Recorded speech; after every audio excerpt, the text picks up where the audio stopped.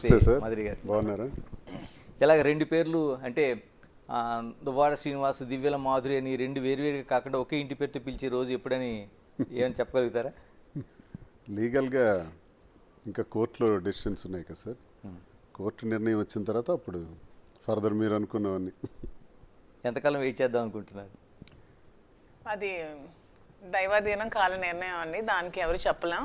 అంతవరకు నేనైతే దువ్వాడ మాదిరిగానే ఉంటున్నాను, ఉందాం అనుకుంటున్నాను ఫ్యూచర్లో కూడా. ఆల్రెడీ దివ్యలు అనేది సైడ్ చేసి దువ్వాడ మాధురి, రైట్. ఫస్ట్ ముందుగా అంటే ఆయన పాలిటిక్స్లోన ఒక హీరో సాధారణంగా ఆయన ఉండే విమర్శలు కావచ్చు, లేకపోతే ఆయన ప్రతిపక్షాన్ని ఎదుర్కొనే తీరు కావచ్చు, చాలామందికి విలన్ కూడా ఆయన. అలాంటి ఆయన్ని హీరోగా పెట్టి ఒక సినిమా తీయబోతున్నారు. ఏంటి ఫస్ట్ ఆ సినిమా కోసం చెప్పండి ఫస్ట్, ఎందుకంటే ఇవన్నిటికంటే ముందు మీరే మాధురి గారి ముందు చెప్పాలి, ముందు మీ హీరో కాబట్టి. సినిమా అంటే ఏం కాదండి, ఆల్రెడీ వాలంటీర్ అని ఒక మూవీ తీసాము. సార్ని మేజర్ రోల్గా పెట్టి ఒక మూవీ తీయడం జరిగింది. ఈ గత కొద్ది రోజులుగా జరుగుతున్న ఈ పరిణామాలకి మా స్టోరీ నచ్చి కొంతమంది డైరెక్టర్స్ మమ్మల్ని అప్రోచ్ అవుతున్నారు. మీ మూవీనే అంటే సార్ బయోపిక్ని స్టోరీగా మూవీ తీద్దామని వస్తున్నారు. ఇంకా జరుగుతున్నాయి మాటలు, త్వరలో మా మూవీ అయితే వస్తుంది. అంటే శ్రీనివాస్ గారి బయోపికా లేకపోతే మాధురి గారితో కలిపి ఉన్న బయోపికా? శ్రీనివాస్ గారి బయోపిక్ అంటే మాధురి లేకుండా ఉండదు కదా, మాధురితో ఉన్న బయోపిక్. ఓకే, అంటే ఎంతవరకు వచ్చినాయండి? అంటే అదేంటంటేనండి, ఆ స్టోరీలో 3 డైమెన్షన్స్. ఒక మధ్యతరగతి కుర్రాడు, ఒక మిడిల్ క్లాస్ బాయ్, ఏదో ఒక ఉద్యోగానికి వెళ్ళిపోయి జీవితం అయిపోయింది అనిపించుకోకుండా ఒక ఉన్నత స్థాయికి వెళ్ళాలి అని అనుకుని తీసుకునే నిర్ణయంలో ఆ మిడిల్ క్లాస్ బాయ్ నుంచి ఉన్నత స్థాయికి ఎదిగే వరకు పడే కష్టాలు, ఒక 25 సంవత్సరాల సుదీర్ఘమైనటువంటి ఒక యజ్ఞం, ఎన్నో కష్టాలు, ఎన్నో ఒడిదుడుకులు, అప్ అండ్ డౌన్స్, పడి పడి పడి ఒకవైపు వ్యాపార సామ్రాజ్యం, ఈ రెండు అధిగమించుకుంటూ మీదకి వెళ్ళటం చాలా కష్టం. ఆ వ్యక్తే ఒక గ్రానైట్ ప్రపంచంలో, గ్రానైట్ అనేటువంటి మైనింగ్ ఫీల్డ్లో మంచి పేరు ప్రఖ్యాతులు వచ్చే విధంగా ఉన్నత స్థాయికి వ్యాపారంలో రావటం, రాజకీయాల్లో కూడా మంచి స్థాయికి వచ్చేటట్టు జరగటం, ఇవన్నీ కూడా ఒక మధ్యతరగతి కుటుంబీకుడికి ఎలా సాధ్యపడతాయి అన్నది ఒక మంచి ఒక యూత్కి ఒక ఎంకరేజ్మెంట్గా ఉంటుంది. ఇదిలా ఉంటే ఫ్యామిలీ కోణం. ఓకే, ఆ ఫ్యామిలీ కోణంలో వైఫ్ అండ్ హస్బెండ్ మధ్య పెళ్ళైన 28 సంవత్సరాలు, ఒక 4-5 సంవత్సరాలు మినహాయిస్తే మిగతా జీవితం అంతా కూడా ఈర్ష్య, అసూయ, ద్వేషం, ఇవి సాధారణంగా వైఫ్ అండ్ హస్బెండ్ మధ్య ఉండవు, 99% కూడా ఉండవు. కానీ ఎందుకు ఇది ఉంటుంది? ఎందుకు ఇలా వచ్చింది? అసలు కారణం ఏంటి? అసలు ఇలాంటి ఈగోస్ ఏంటి? వైఫ్ అయితే ఏంటి, హస్బెండ్ అయితే ఏంటి, కుటుంబంలో ఎవరైనా బాగుండాలి, కానీ ఎందుకు ఇలా వచ్చింది అన్నది ఆ కుటుంబంలో జరిగేటటువంటి సంఘర్షణ, అదో కోణం. 3వ డైమెన్షన్ ఏంటంటే ఇవన్నీ జరుగుతున్నటువంటి సందర్భంలో మాధురి కోణం. ఓకే, అసలు ఇదేంటి, జీవితంలో ఇలా జరుగుతాయా? అసలు మాధురికి దువ్వాడ శ్రీనివాస్కి సంబంధం ఏంటి? ఈ సంబంధం ఒకవేళ ఉండేటప్పుడు ఎలా దీన్ని కంక్లూడ్ చేయటం, పబ్లిక్కి, ప్రజలకి కన్విన్స్ చేయాలి, ఫ్యామిలీ కోణాన్ని కన్విన్స్ చేయాలి, ఒక మిడిల్ క్లాస్ బాయ్ కోణాన్ని కన్విన్స్ చేయాలి, అలాగే ఈ ట్రాక్ని కూడా కన్విన్స్ చేయాలి. కన్విన్స్ చేస్తూ కంక్లూడ్ చేయాలని ఈ స్టోరీ తయారు చేయటం జరుగుతుంది. సో ఏ రకంగా వస్తుందన్న చూద్దాం. ప్రొడ్యూసర్ ఎవరు? మాధురి గారు మీరేనా? లేదండి, కేరళ నుంచి ఒకళ్ళు ప్రొడ్యూస్ చేయడానికి రెడీగా ఉన్నారు. ఓకే, అంటే స్క్రిప్ట్ అది అంతా రెడీ అయిపోయింది అండ్ టోటల్గా శ్రీనివాస్ గారు చెప్పిందా? చేస్తున్నారు, ఇంకా ఫైనల్ కాలేదు. అంత ఫైనల్ అయిన తర్వాత చూద్దాం. మరి మాధురి గారి పాత్ర, మీ ఏ పాత్ర అయితే మీరే వేయగలుగుతారు హీరోగా? ఆయన ప్రొడ్యూసర్ ఇష్టం, డైరెక్టర్ ఇష్టం. అది సార్ చెప్పినట్టు అది ప్రొడ్యూసర్, డైరెక్టర్ ఇష్టం. నా పాత్ర వేయమంటే నేనే వేస్తాను, వేరే ఎవరినైనా పెడతారంటే అది వాళ్ళ ఇష్టం. ఆ లైఫ్లో నీకు ఒక అవకాశం లేదు, ఈ సినిమాలు ఎందుకు ఇస్తారు మరి మీరు? కరెక్ట్ పాయింట్, నా పాత్ర నేనే వేస్తాను. అదే కదా, అంటే శ్రీనివాస్ గారిని ఒక ఫైట్లు, డ్యూయట్స్ కూడా ఉంటాయండి ఇందులో.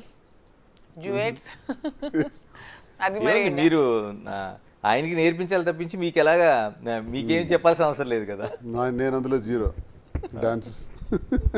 ఏం చాలా మంది హీరోలు, హీరోయిన్స్ డాన్స్ చేస్తుంటే చేతులు కట్టుకుని నిల్చుంటారు, అది కూడా ఇప్పుడు ట్రెండ్ ఫ్యాషన్. ఎలా మరి ఆ ప్రొడ్యూసర్, డైరెక్టర్ ఏ రకంగా డిజైన్ చేస్తారో చూడండి, వారి ఇష్టం. శ్రీనివాస్ గారు మీ సినిమాది అంటే ఒరిజినల్ కథలోంచి అంటే డైరెక్టర్ ఎవరైనా చూస్తున్నారా ఇంకా ఎవరైనా వచ్చే వాళ్ళే చూసుకుంటున్నారు సార్, వాళ్ళే టీం రెడీ అవుతున్నారు వాళ్ళల్లోనే. అంటే యూత్ బ్యాచ్, ఓకే. పెద్ద ప్రామినెంట్ డైరెక్టర్స్ పేరున్న వాళ్ళు కాదు, యూత్ వింగ్స్ వాళ్ళంతా ట్రై చేస్తున్నారు. అంటే వాలంటీర్ అనేది వేరే మీరు తీశారు కదా ఒక సినిమా వాలంటీర్ అనేది కంప్లీట్ గా పొలిటికల్ Political మూవీ. movie. అంటే జగన్మోహన్ రెడ్డి గారు ప్రవేశపెట్టిన పథకాలను చూపించాలని వాలంటీర్ మూవీ అనే ఒక మూవీ తీసి అది ఎలక్షన్ ముందు రిలీజ్ జగన్మోహన్ చేయడం రెడ్డి జరిగింది. గారు ఏ కాన్సెప్ట్తో రాజకీయాల్లోకి రావడం జరిగింది, వచ్చిన తర్వాత ఆయన పరిపాలన ఎలా ఉంది, మళ్ళీ ఆయన్ని ఎందుకు ఎన్నుకోవాలి, మళ్ళీ ఆయన్నే ముఖ్యమంత్రిగా ఎందుకు చేయాలన్న కాన్సెప్ట్తో వాలంటీర్ తీసాం. అందులో నేను క్యారెక్టర్ చేశాను. అది కొంచెం రిలీజ్ చేయడానికి ఇబ్బందులే, పొలిటికల్గా సెన్సార్ ఇవన్నీ ఇబ్బంది వచ్చింది. యూట్యూబ్ ఛానల్స్లో ఓటీటీ ప్లాట్ఫామ్లో రిలీజ్ చేశాం. ఇప్పుడు మీ రియల్ లైఫ్ స్టోరీ ఒకటి ఉంది అంటే యూత్ లీడర్ దగ్గర నుంచి ఇప్పుడు మాధురి గారి వరకు జర్నీ, పేరేమైనా పెట్టారండి సినిమాకి? లేదండి, వాళ్ళ ఒక 4 టైటిల్స్ అనుకున్నారు. 2024 లవ్ స్టోరీ 2020 అని ఒకటి, దువ్వాడ శ్రీను మనసు దోచిన మాధురి అనేది ఏదో ఒక టైటిల్ రెడీ చేశారు. ఓ దువ్వాడ శ్రీను మనసు దోచుకున్న మాధురి అదొకటి tagline. ఇంకేదో ఒకటి చేశారు, ఆకాశంలో 7 రంగులు. ఓకే. అంటే ఇంద్రధనుస్ లాగా ఏ నడుస్తున్నాయి, అంటే అన్ని colours ఉన్నాయి ఏది ఫైనల్ మా చేస్తారో స్టోరీలోనే. తెలియదు. మీకు అంటే ముందుగా many happy returns of the day. ఎందుకంటే మీ లైఫ్లో ఏం పుట్టినరోజులు ఎన్ని చేసుకున్నారో తెలియదు, కానీ మాధురి గారు చేసిన పుట్టినరోజు మాత్రం మీకు లైఫ్ లాంగ్ గుర్తుండిపోయే పుట్టినరోజు అనుకుంటా. చాలా బాగా చేశారు. I felt very happy. ఈర్ష్య అసూయల మధ్య జరిగే ఇన్నాళ్ల పుట్టినరోజుల వేడుకల కన్నా ఈరోజు జరుపుకున్నవి, ఈ మధ్య నవంబర్ 4 జరుపుకున్నవి సంతోషంగా అనిపించింది నాకు. అందుకని మీకు ఒక కష్టమైన ప్రశ్న అడిగాం అనుకుంటున్నాను. మాధురి గారి పుట్టినరోజు ఎప్పుడు, ఎంత గ్రాండ్గా చేయాలనుకుంటున్నారు? డిసెంబర్ 12. ఓ, నేను ముందుగా ప్రిపేర్ చేశారా లేకపోతే గుర్తుపెట్టుకున్నారా? మీరే కదా ఇప్పుడు అడిగారు, అసలు క్వశ్చన్ అడుగుతారని కూడా మాకు తెలియదు కదా. మీరు అడిగిన క్వశ్చన్ కదా అంటే ఇప్పుడే నెక్స్ట్ మంత్. ఓకే. నాది నవంబర్, తంది డిసెంబర్.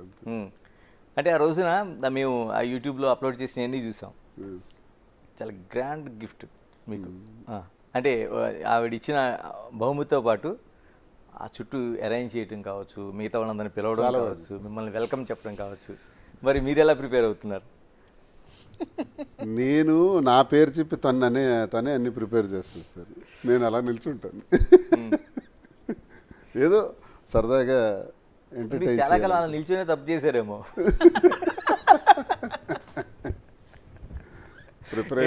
మీరే చెప్పాలి. అంటే మేబీ అయ్యుండొచ్చు, కానీ అతను సర్ప్రైజెస్ అని అలాంటివన్నీ అలవాట్లేదు ముందు నుంచి. నేను కూడా ఏం ఎక్స్పెక్ట్ చేయట్లేదు. సరదాగా ఉంటాం, చేసుకుందాం. మంచి జీవితం కదా, అనుకున్న జీవితం, కోరుకున్న జీవితం, బాగా చేద్దామని. శ్రీనివాస్ గారు, ఎన్నికల్లో బిగ్ టీవీ తరఫున ఫస్ట్ ఇంటర్వ్యూ మీకు బిగ్ టీవీ మిమ్మల్ని చేసింది. ఏదైతే మీకు వివాదం కానీ కేంద్ర బిందుగా ఉందో బిల్డింగ్, అక్కడ ఫస్ట్ నేను ఇంటర్వ్యూ చేశాను. ఆ ఎపిసోడ్లోన దువ్వాడ శ్రీనివాస్ అంటే ఒక రెబల్, ఒక అగ్రెసివ్ పర్సన్. దాన్ని మారుతూ ఈ రోజున హ్యాపీ లైఫ్గా ఉన్నది. అంటే అడ్డంకులు అనేవి లైఫ్లో ఎవరికైనా వస్తుంటాయి. ఒక హ్యాపీ మూమెంట్లో ఒక పుట్టినరోజు నేను అనుకోవడం, మీ జీవితంలో ఈ కార్యకర్తలందరూ రావడం, ఏదో నామకే వస్తే ఒక కేక్ కట్ చేయడం, దండ వేయడం, అన్నీ ఓకే. ఒక ఫ్యామిలీ అట్మాస్ఫియర్లో జరిగిందండి. ఆ లైఫ్ చేంజెస్ అనేవి చూస్తే ఏమనిపిస్తుంది మీకు? ప్రేమతో పుట్టినరోజులు ఎప్పుడు జరగల నాకు. మీరు అన్నట్టు అంతే. నవంబర్ 4 ఆ ముందు రోజు నుంచే కార్యక్రమాలు స్టార్ట్ అవుతాయి. అంటే క్యాడర్ చేస్తారు, ఓకే. కార్యకర్తలు వస్తారు, స్టేజ్ డయాస్ వేస్తారు, మ్యూజిక్లు పెడతారు, డ్యాన్సులు పెడతారు, ప్రజలు వస్తారు పోతారు. కొన్ని వేల మంది ప్రజలు ఆ రోజు రావటం అన్నది నాకు ఆనవాయితీ. వచ్చి కలిసి కనీసం 10,000 మంది వస్తారు ఎవ్రీ బర్త్డేకి, ఎంటైర్ కాన్స్టిట్యున్సీ నుంచి చుట్టాల మంది. వైడ్ పబ్లిసిటీ, ఇదంతా పార్టీ పరంగా జరుగుతుంది, రాజకీయంగా జరుగుతుంది, కార్యకర్తలు లీడర్స్ ద్వారా జరిగేవే నేను చూశాను ఇంతవరకు. కానీ ఇంట్లో ప్రేమతో జరగడం అన్నది నేను ఎప్పుడు అబ్జర్వ్ చేయలేదు. మా ఇంట్లో ఎప్పుడు ఘర్షణ పరిస్థితే సార్, ఈ ఈగోస్ మధ్య నడుస్తుంటుంది వ్యవహారం. అంటే ఏదైనా నేను ఉన్నత పొజిషన్కి వెళ్తున్నానంటే తనకు కావాలని, ఏదైనా బిజినెస్లో పీక్స్కి వెళ్తున్నానంటే తన పేరును ఉండాలని, ఇలాంటి స్వార్థం. ఎలా ఉండాలంటే ఎవరైతే ఏంటి, తనైతే ఏంటి, నేనైతే ఏంటి, కుటుంబం అది అంతా ఒక కుటుంబం.